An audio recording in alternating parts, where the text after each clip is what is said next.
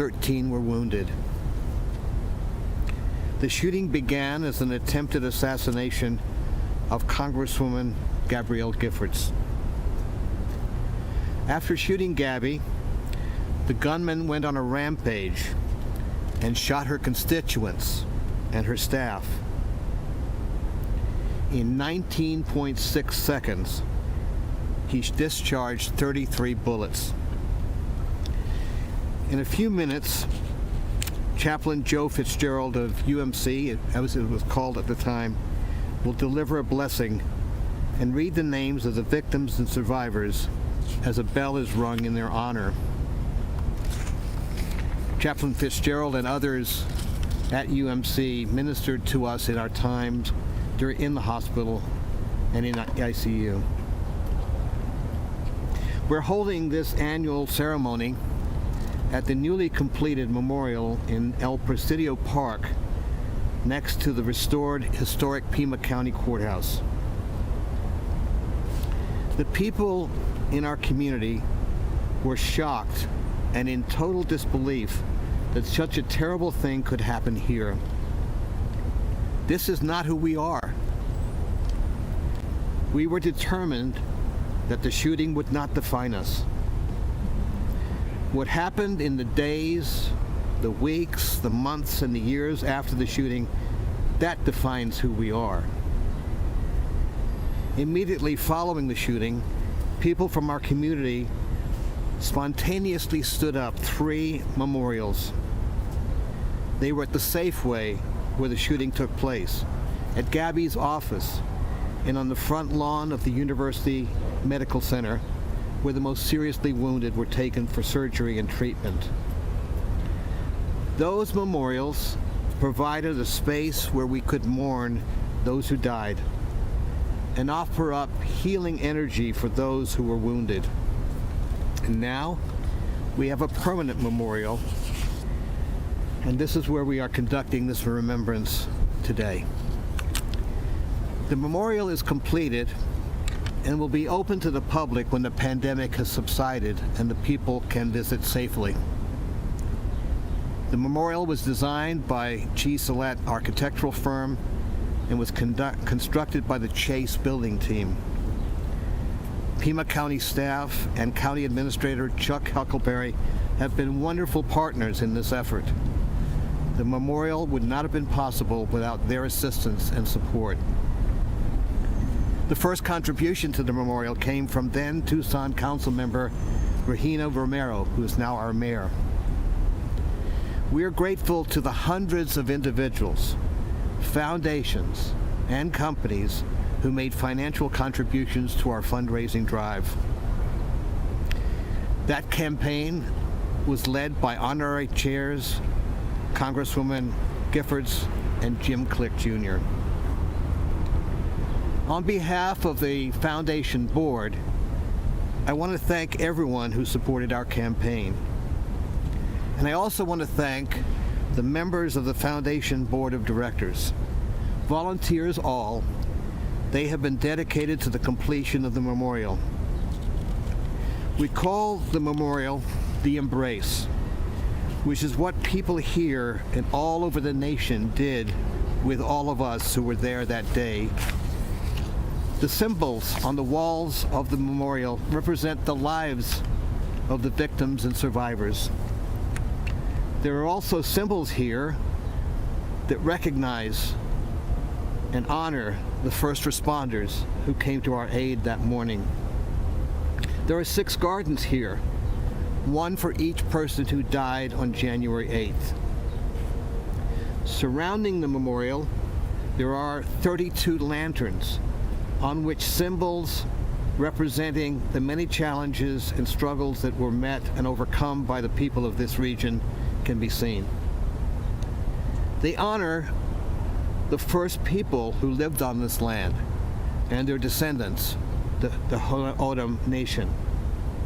They represent the resilience of the people of this place that they have exhibited over decades and centuries. This is a time each year when the emotions of that horrific day come back in full force to each of us who are at the Congress on your corner. Today, my inbox and my phone was filled up with messages and caring and love from the many people who remember the pain and grieving that took place 10 years ago. These messages remind us of the compassion and the love that we have felt in the years since the shooting.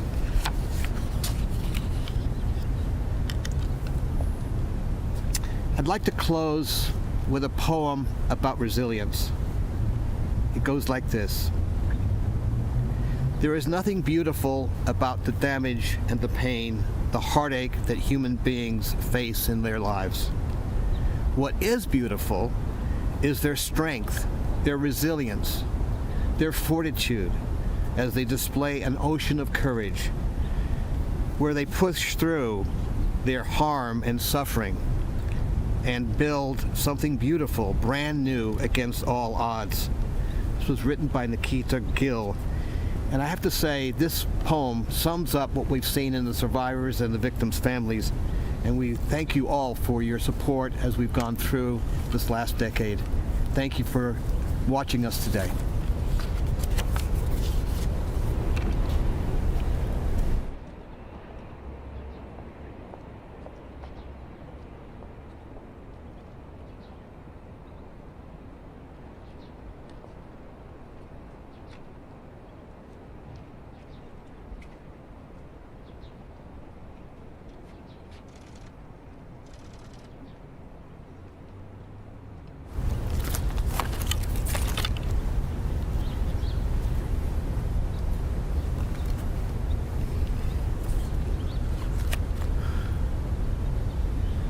As we gather in this sacred space, let us become still within ourselves and become aware of God's presence with us and within us.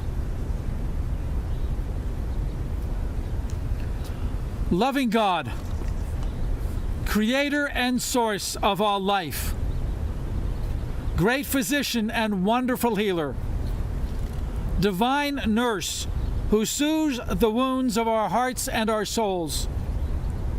Today we gather once again to remember the events of 10 years ago that profoundly changed our Tucson community. So many things have changed in the last 10 years. So much has changed just in the last year. Loving God, we are in need of ongoing healing. We pray for healing from COVID-19 in our city, our country, and our world.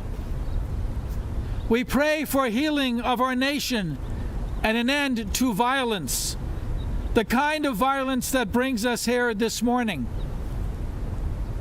We pray for kindness and civil discourse. We pray for all those who still live with the physical, emotional, and spiritual wounds from that morning. We pray that our Tucson community continues to become stronger and kinder. We give thanks for all those who have persevered over the years to make this memorial a reality. Lord our God, bless this site, this memorial. It reminds us and challenges us to be people of kindness and of peace. We pray for all those suffering from any form of mental illness, that they may find comfort, support, and healing. We give thanks for all first responders and all those, our doctors and nurses, who provided care for those victims. And we pray for all those traumatized by gun violence in the last year. We will be ringing this bell today 19 times as a symbol of unity, of hope, of kindness, and of peace. Once again, we remember the 13 people who were wounded that day. Bill Badger,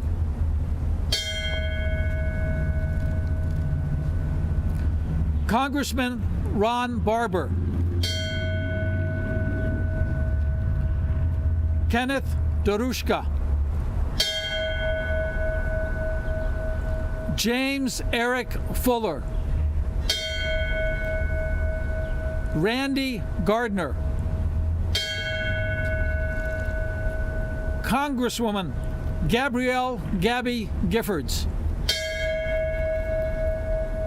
Susan Heilman. George Morris. Mary Reed. Pamela Simon. Mavenel Stoddard. Jim Tucker.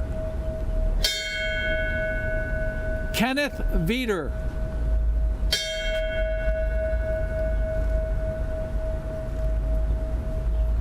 And we ring the bell for the 6 people who died that day. Christina Taylor Green. Dorothy Dot Morris. Judge John Roll. Phyllis Schneck. Dorwin Stoddard. And Gabriel Gabe Zimmerman.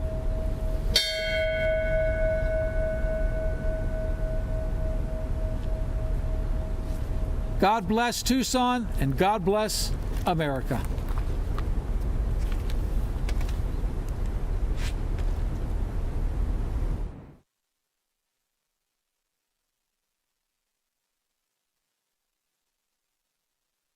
Welcome to what we call the warehouse, which is to house temporarily the materials that were left at the 3 temporary sites after the January 8 shootings.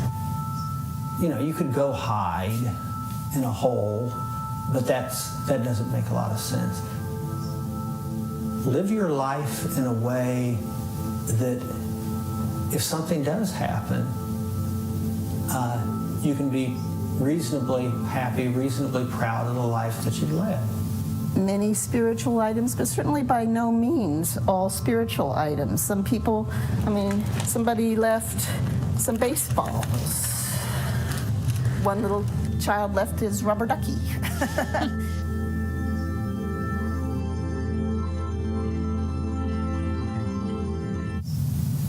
Woke up one day, got a phone call, and learned my son was missing forever.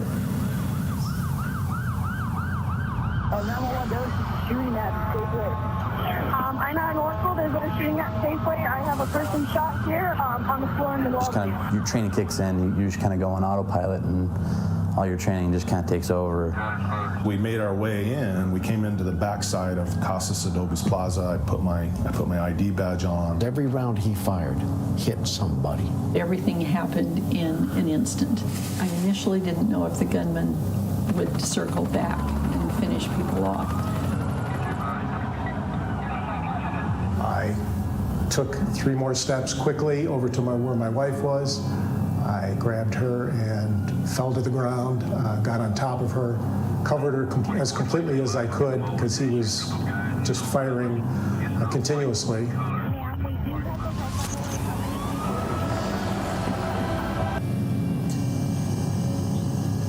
To see 19 people shot and down, I just felt like somebody hit me in the chest with a sledgehammer.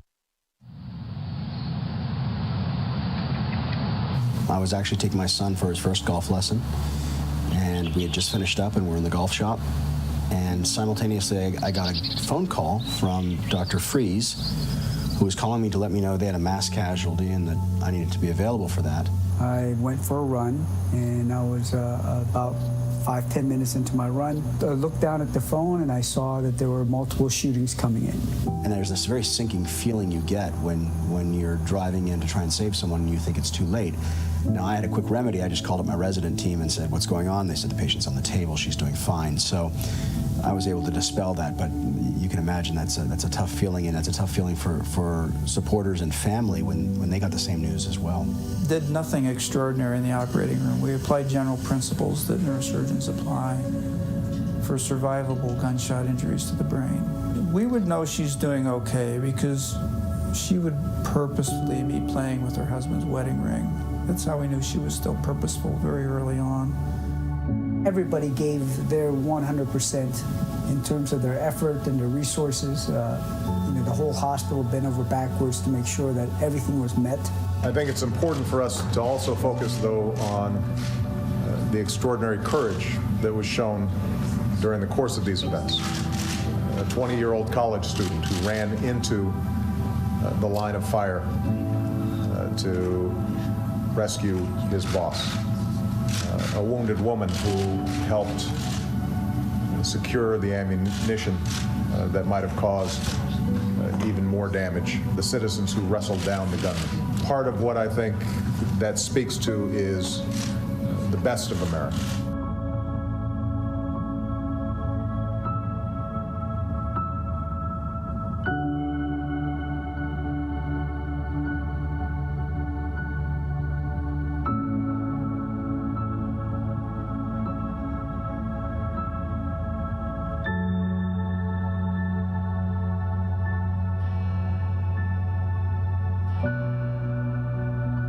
The point of a memorial like this is that anytime something large and traumatic happens, the community needs to go through a process.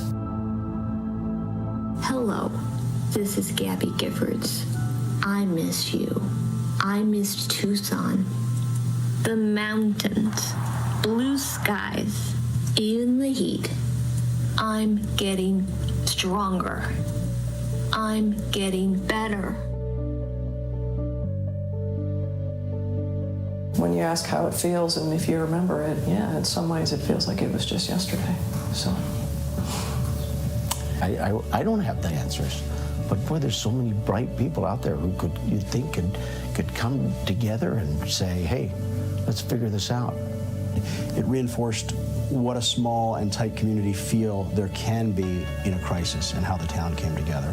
And that's really encouraging. It's a great privilege to do what we do in neurosurgery, to restore health and on occasion save lives. I'm not surprised at all that the community rose up to greet this horrific event with so many expressions of sadness, depression, but love and hope and prayer. It's just amazing.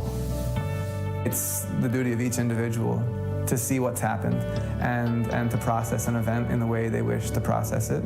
And for those who are here in Tucson, I think that we, in contrast to the rest of the country and maybe in the rest of the world, had the real gift of seeing what can happen in the immediate wake of a tragedy. As a community, we were all affected that day.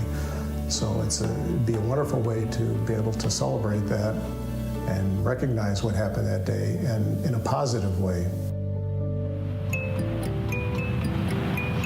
I'm here at the newly completed January 8th Memorial, a place for remembrance and reflection, a place where Tucsonans and indeed people from all around the world can come to experience and reflect. When you visit the January 8th Memorial, you will be in the embrace of tragedy and healing. There are many sayings that you have to embrace the bad in order to recognize the good. And as you look at the names on this memorial, as you look at the stones and the symbols and all the gardens and things that were so pertinent to the people involved that day, you will feel that embrace. Tucson welcomes you to this special spot.